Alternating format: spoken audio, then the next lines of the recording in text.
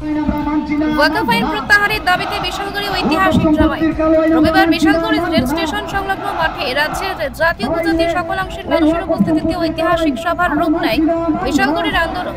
বক্তব্য রাখেন বলিষ্ঠ আইনজীবী পুরুষোত্তম রায় বর্মন, আইনজীবী জসিমউদ্দিন, বিমল সেন, পার্থপ্রতিম মজুমদার, আলী আশরাফ মিয়া, অঞ্জন শুক্লবৈদ্য, সেন্টু মিয়া, উদ্ধদেব বর্মা, শাহজাহান মিয়া, জামাতের কনভেনার তথা বিশিষ্ট সমাজসেবী শাহু আলম মিয়া সহ অনেকে। দেখুন বিস্তারিত বিশালগড় থেকে আমির হোসেনের রিপোর্ট, ভিশন 24। খ্রিস্টান পরিচয়ের অধিকার প্রত্যেকটি ধর্মীয় সম্প্রদায়ের মানুষের আছে, এটা সংবিধান আমাদের দিয়েছে। মনে রাখতে হবে, এই দেশ স্বাধীন করার জন্য এই আশুগঞ্জ হিমাচলের হিন্দু মুসলমান একত্রে লড়াই করেছে।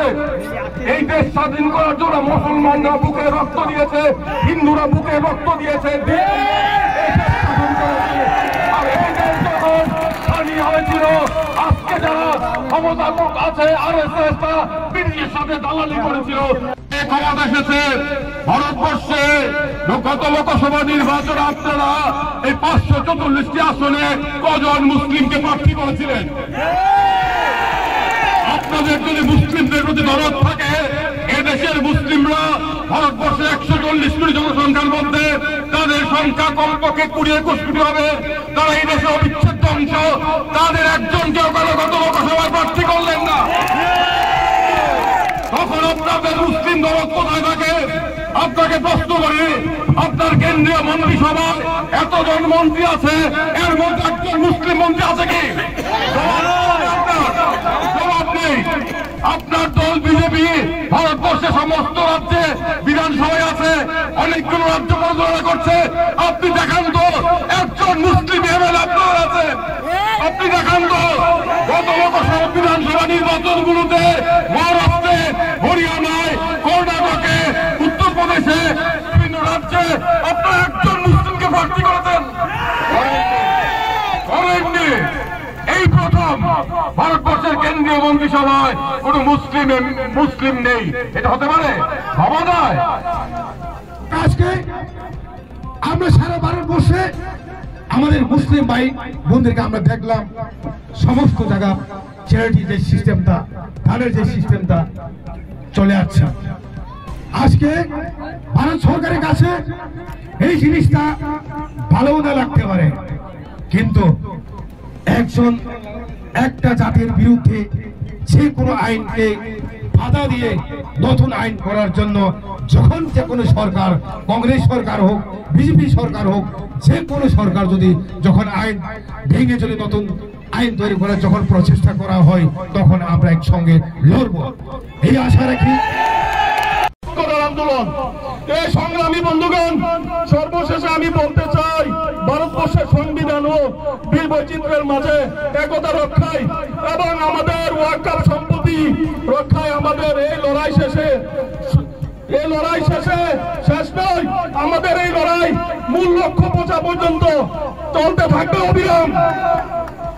তাই শান্তি সমৃদ্ধি পরিবেশ বিকৃত না হয় এমন কোন কাজ আমরা করব না, এবং সংবিধান ওয়াকফ সম্পত্তি সুরক্ষায় গণতান্ত্রিক পদ্ধতিতে আমাদের লড়াই, আমাদের আন্দোলন চলবে।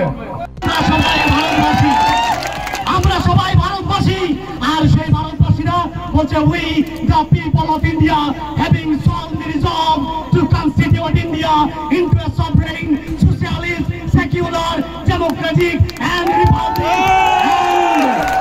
and to secure to all its citizens justice of social, economic and political liberty of thought, belief, faith and worship, equality of status, opportunities, and to promote among them all and fraternity, assuring the dignity of the individual and the unity and integrity of the nation.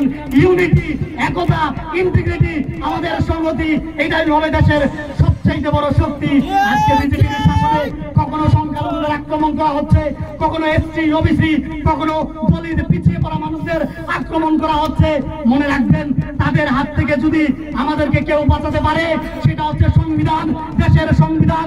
তাই আজকের এই সমাবেশস্থল থেকে আমাদের প্রতিজ্ঞা হোক, যেন প্রকারে আমরা বাবা সাহেব আম্বেদকরের দেওয়া এই যে সংবিধান, এই সংবিধানকে রক্ষা করব, এই সংবিধান আমাদের রক্ষা করবে। সবশেষে আমি বক্তব্য দেওয়ার জন্য দাঁড়িয়েছি, তার জন্য আমার বক্তব্য দীর্ঘায়িত করব না। আপনারা অনেক দূর দূরান্ত থেকে এসেছেন, যারাই এসেছেন তাদের সবাইকে ধন্যবাদ। এই লড়াই এখানে থেমে থাকবে না, মনে রাখবেন। সবাই বলে গেছে, আবার রিপিট করছি, লড়াইটা হিন্দু ধর্মের মানুষের প্রতি না, লড়াইটা অন্য জাত ধর্মের বর্ণের ভাষার মানুষের এগেইনস্টে না। এই লড়াই হচ্ছে তাদের বিরুদ্ধে যারা স্বাধীনতার সংগ্রামে স্বাধীনতা সংগ্রামীদের অপদস্থ করে ইংরেজদের পক্ষ নিয়েছিল।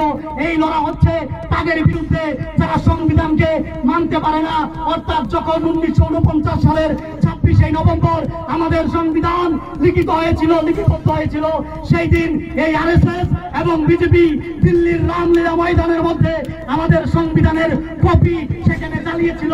এই লড়াইটা তাদের বিরুদ্ধে যারা আমাদের দেশের স্বাধীনতাকে বলেছিল এই স্বাধীনতা ঝুটা হে, যারা বলেছিল যে এই দেশের মধ্যে স্বাধীনতা সংবিধান হচ্ছে ওই তৎকালীন সময়ের মনুবাদের বিরুদ্ধে।